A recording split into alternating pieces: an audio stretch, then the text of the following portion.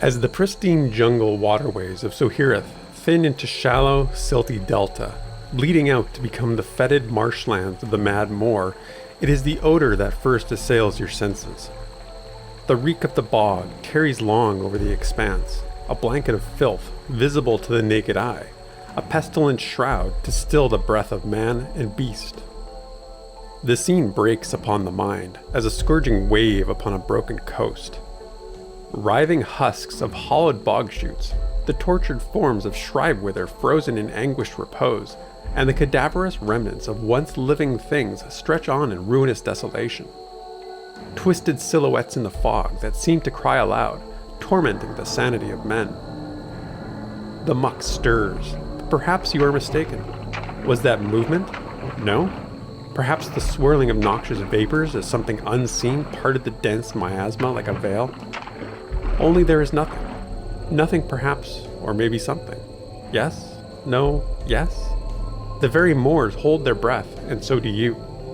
Something shrieks afar, off across the wastes, shattering focus and rending the fibers of your nerves, now sprung as loosed piano wire. And then nothing. The nothingness of pregnant silence. You swear the filth beneath your boots just heaved with the collective heartbeat of a myriad of microorganisms. Silence. And then, a sound. That sound, as the terrible chittering of unnumbered flesh beetles clamoring for prey in fearful concert, and the rattling of marrow-leached bones all at once. And the chorus rises, vibrating with that chilling, fevered harmonic resonance to an ear-splitting ululation, paralyzing the wit, deafening your limbs to the heart's enterrored cry to tear off into the swamp for your very life. Only shattered nerves will no longer obey the command to flee. Chitinous limbs, as hollow reeds packed with crab-like flesh, tremble with a frenzied violence, their sinews dressed red as scarlet vibrating at high speed, producing that peculiar oscillating sound, the herald of death to all who hear it.